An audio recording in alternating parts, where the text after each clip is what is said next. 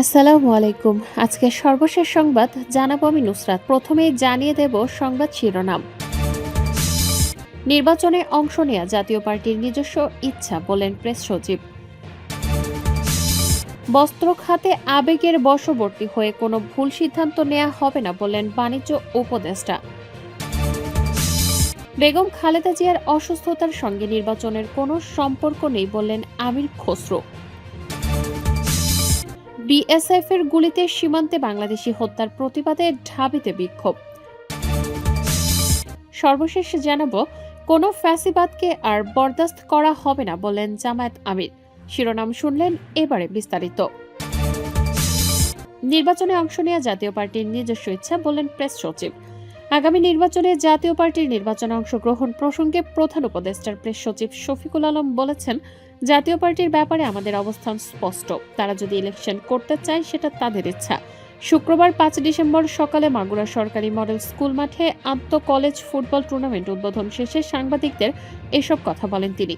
Press সচিব বলেন, জাতীয় পার্টি একটি স্বৈরাচারের দোসর পার্টি। অবশ্য জাতীয় পার্টি নিষিদ্ধ হয়নি, কিন্তু জাতীয় পার্টির ব্যাপারে আমাদের অবস্থান স্পষ্ট। তারা যদি ইলেকশন করতে চায় সেটা তাদের ইচ্ছা। তবে আমরা সবসময়ই বলবো, ইতিহাস বলবে জাতীয় পার্টি স্বৈরাচারের ভয়ঙ্কর রকমের দোসর ছিল। জাতীয় পার্টির কার্যকলাপ নিয়ে সমালোচনা করে শফিকুল আলম বলেন, আওয়ামী লীগ হেন কোনো আকাম কুকাম করে নাই ওদের সাহায্য ছাড়া। ওদের সাহায্য ছিল, নৈতিক সমর্থন ছিল বলে আওয়ামী লীগ এসব আকাম কুকাম করে পার পেয়ে গেছে। যখনই আওয়ামী লীগের কোনো ধরনের সাপোর্টের দরকার ছিল তখন জাতীয় পার্টির সামনে এসে দোসরের মতো দাঁড়িয়ে থেকে তাদেরকে সাপোর্ট দিয়েছে। আওয়ামী লীগ যখন ভয়ঙ্কর রকমের খুন করেছিল তখনও ওদের সাপোর্ট কমে নাই। 15 ফেব্রুয়ারির মধ্যে নির্বাচন হবে জানিয়ে তিনি বলেন, 15 ফেব্রুয়ারির মধ্যে নির্বাচন অনুষ্ঠিত হবেই। কোনো শক্তি নেই নির্বাচন প্রতিহত করার। সব দলের অংশগ্রহণে এবার সুষ্ঠু সুন্দর একটি নির্বাচন অনুষ্ঠিত হবে। ইতোমধ্যে নির্বাচন কমিশন সব রাজনৈতিক দলের সঙ্গে আলোচনা সম্পন্ন করেছে। আমরা চাই দেশের শান্তি ও সুষ্ঠু নির্বাচন। বস্ত্র খাতে আবেগের বশবর্তী হয়ে কোনো ভুল সিদ্ধান্ত নেওয়া হবে না, বললেন বাণিজ্য উপদেষ্টা। বস্ত্র পাট বাণিজ্য মন্ত্রণালয়ের উপদেষ্টা শেখ বশিরউদ্দিন বলেছেন, পাট শিল্পের মতো বস্ত্র খাতে কোনো ভুল সিদ্ধান্ত নেওয়া হবে না। আবেগের বশবর্তী না হয়ে বাস্তবমুখী পদক্ষেপের মাধ্যমে আমরা $100 বিলিয়ন রপ্তানি লক্ষ্যমাত্রা অর্জন করতে চাই। এ লক্ষ্য পূরণে শিল্প একাডেমিয়া নীতির সহায়তার সমন্বয় হতে হবে। বৃহস্পতিবার ৫ ডিসেম্বর রাজধানীর জুট ডাইভার্সিফিকেশন প্রমোশন সেন্টারে জাতীয় বস্ত্র দিবস ২০২৫ উপলক্ষে আয়োজিত এক সেমিনারে প্রধান অতিথির বক্তব্যে তিনি এই কথা বলেন। বস্ত্র পাট উপদেষ্টা বলেন, বস্ত্র শিল্প একটি কমোডিটি ইন্ডাস্ট্রি। এখানে কাঁচামালের দাম উৎপাদন ব্যয়ের প্রায় ৮০%, বাকি ২০% থেকেই মুনাফা করতে হয়। তাই এখানে দক্ষতার কোনো বিকল্প নেই। দক্ষতা উন্নয়নে ভুল হলে পুরো শিল্প পিছিয়ে পড়বে। টেক্সটাইল শিক্ষার মান ও শিল্পের চাহিদার ব্যবধান রয়েছে উল্লেখ করে তিনি বলেন, টেক্সটাইল শিক্ষা পুরোপুরি ফাংশনাল ধর্মী, কিন্তু একাডেমিয়া ও ইন্ডাস্ট্রির সংযোগ না হলে কর্মক্ষেত্রে দক্ষতা প্রদর্শনে শিক্ষার্থীরা পিছিয়ে পড়ে। মধ্যপ্রাচ্যের আছে ক্রুড অয়েল, আর আমাদের আছে 18 কোটি মানুষ। এই বিশাল জনগোষ্ঠীকে দক্ষ করে রিফাইন করতে পারলে আমরা সমৃদ্ধির শিখরে পৌঁছাতে পারব।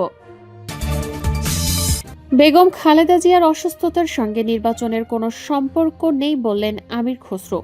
বিএনপি চেয়ারপারসন খালেদা জিয়ার অসুস্থতার কারণে ফেব্রুয়ারির সংসদ নির্বাচন পেছানোর কোনো যৌক্তিকতা দেখছেন না দলের স্থায়ী কমিটির সদস্য আমির খসরু মাহমুদ চৌধুরী।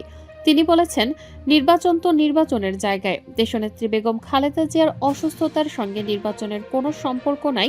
সবচেয়ে বেশি নির্বাচন যিনি চাইবেন বাংলাদেশে গণতন্ত্র প্রবর্তনের জন্য তিনি হচ্ছেন দেশনেত্রী বেগম খালেদা জিয়া। শুক্রবার ৫ ডিসেম্বর সন্ধ্যায় রাজধানীর কৃষিবিদ ইনস্টিটিউটে আয়োজিত এক সভায় তিনি এ মন্তব্য করেন।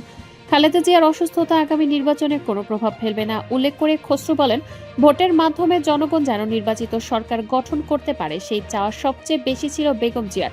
বেগম খালেদা জিয়ার বিদেশে চিকিৎসার জন্য সব প্রস্তুতি সম্পন্ন রয়েছে উল্লেখ করে আমির খসরু আরও বলেন, বেগম খালেদা জিয়ার অসুস্থতার সঙ্গে নির্বাচন পেছানোর সম্পর্ক নেই। কারণ গণতন্ত্র প্রতিষ্ঠায় তিনি সবসময় সংগ্রাম করেছেন। তার বিদেশে চিকিৎসার জন্য সব প্রস্তুতি সম্পন্ন হয়েছে। চিকিৎসকদের সবুজ সংকেত পেলেই তাকে লন্ডনে নিয়ে যাওয়া হবে। তিনি বলেন, উনি যে অবস্থায় থাকুক উনি চাইবেন বাংলাদেশের মানুষ ভোটের মাধ্যমে তাদের নির্বাচিত সংসদ ও সরকার গঠন করুক। বাংলাদেশে গণতান্ত্রিক শৃঙ্খলা ফিরে আসুক। বাংলাদেশের মানুষ আবার তাদের মালিকানা ফিরে পাক। যদি সবচেয়ে বেশি কেউ চেয়ে থাকে সেটা হচ্ছে দেশনেত্রী বেগম খালেদা জিয়া। নির্বাচন পিছিয়ে যাওয়ার প্রশ্নটা আসছে কোথা থেকে? বিএসএফ এর গুলিতে সীমান্তে বাংলাদেশি হত্যার প্রতিবাদে ঢাবিতে বিক্ষোভ। ভারতীয় সীমান্তরক্ষী বাহিনীর গুলিতে বাংলাদেশ ভারত সীমান্তে বাংলাদেশি নাগরিক হত্যার প্রতিবাদে ঢাকা বিশ্ববিদ্যালয়ে বিক্ষোভ মিছিল সমাবেশ করেছে বাংলাদেশ ছাত্র অধিকার পরিষদ। শুক্রবার ৫ ডিসেম্বর বিকেলে বিশ্ববিদ্যালয়ের সন্ত্রাস বিরোধী রাজু ভাস্কর্য পাদদেশের সংক্ষিপ্ত সমাবেশ অনুষ্ঠিত হয়। সমাবেশ শেষে রাজু ভাস্কর্যের পাদদেশ থেকে সংগঠনটির নেতারা বিক্ষোভ মিছিল বের করেন। সমাবেশে নেতাকর্মীরা সীমান্তে মানুষ মরে, ইন্টারিম কি করে, দিল্লি না ঢাকা, ঢাকা ঢাকা, ভারতীয় আগ্রাসন রুখে দাও ইত্যাদি স্লোগান দেন। মিছিলটি ক্যাম্পাসের গুরুত্বপূর্ণ সড়ক প্রদক্ষিণ করে শাহবাগে গিয়ে শেষ হয়। সংগঠনটির সভাপতি নাজমুল হাসান বলেন, চাঁপাইনবাবগঞ্জে বিএসএফ দুজন বাংলাদেশিকে ধরে নিয়ে রাতভর নির্যাতনের পর হত্যা করে পদ্মা নদীতে ভাসিয়ে দেওয়ার ঘটনা অত্যন্ত ভয়ঙ্কর ও লজ্জাজনক।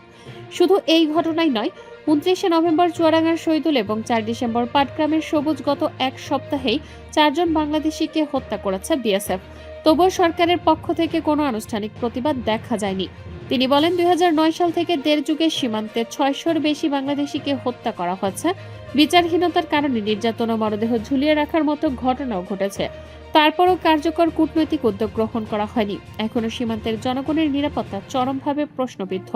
নাজমুল আরও বলেন, আগামী ৪৮ ঘন্টার মধ্যে ভারতীয় হাই কমিশনারকে তলব করে সাম্প্রতিক হত্যাকাণ্ডের ব্যাখ্যা চাইতে হবে। তা না হলে ছাত্র সমাজ ভারতীয় দূতাবাস অভিমুখে গণ আন্দোলনের কর্মসূচি দিতে বাধ্য হবে। সীমান্তে হত্যাকাণ্ড অব্যাহত থাকলে ছাত্র সমাজ চুপ করে থাকবে না, প্রয়োজনে কঠোর প্রতিরোধ গড়ে তোলা হবে। কোনো ফ্যাসিবাদকে আর বরদাস্ত করা হবে না বললেন জামায়াতের আমির। জামায়াতের আমির ডাক্তার শফিকুর রহমান বলেছেন, ফ্যাসিবাদীরা বিদায় নিয়েছে, ফ্যাসিবাদ এখনো বিদায় নেয়নি। আমরা পরিষ্কার বলতে চাই, ফ্যাসিবাদ কালো না লাল, কোনো ফ্যাসিবাদকে আর বাংলার জমিনে বরদাস্ত করা হবে না ইনশাল্লাহ। শুক্রবার ৫ ডিসেম্বর বিকেলে চট্টগ্রামের লালদিঘি আন্দোলনরত ৮ দলীয় জোটের উদ্যোগে আয়োজিত বিভাগীয় সমাবেশে প্রধান অতিথির বক্তব্যে তিনি এসব কথা বলেন। তিনি বলেন, কেউ যদি আবার ফ্যাসিবাদের ভাষায় কথা বলেন, কেউ যদি আবার ফ্যাসিবাদদের মতো আচরণ করেন, তারা কোনো পথ খুঁজে পাবেন আমরা জানি না।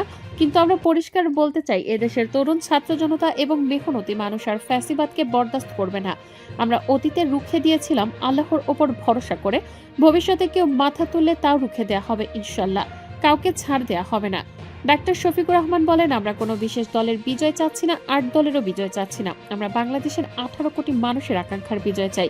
সেই আকাঙ্ক্ষার বিজয় হবে কোরআনের আইনের মাধ্যমে ইনশাল্লাহ।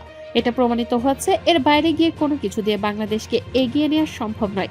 তিনি আরও বলেন, ২০০৯ থেকে ২৪ সালের জুলাই পর্যন্ত মানুষ স্বস্তিতে কথা বলতে পারেনি। বাংলাদেশের মানুষের জীবনের কোনো নিরাপত্তা ছিল না। বাংলাদেশের মানুষ নির্যাতন অবিচারের শিকার হয়ে কোথাও সামান্যটুকু বিচার পায়নি। বাংলাদেশের দুর্নীতিতে ভেসে গিয়েছিল, দেশের টাকা লুণ্ঠন করে বিদেশে পাচার করা হয়েছিল ১ নয় ২ নয় ২৮ লাখ কোটি টাকা। জামায়াত আমির বলেন, তারা রাস্তাঘাট ও দালান তৈরি করেছিল, রডের বদলে বাঁশ দিয়ে। একবার না একটা মেয়েকে বলতে শুনছিলাম, আজ যদি কবি বেঁচে থাকতেন তিনি বলতেন, বাঁশবাগানের মাথার উপর চাঁদ উঠেছে, ওই চাঁদের জায়গায় চাঁদ তো আছে, বাঁশগুলো সব কই। ফ্যাসিবাদীরা আমাদের উন্নয়নের গল্প শোনাতেন, বাংলাদেশ এখন সিঙ্গাপুর, বাংলাদেশ এখন কানাডা। হ্যাঁ, বাংলাদেশ কানাডা হয়েছে তাদের জন্য।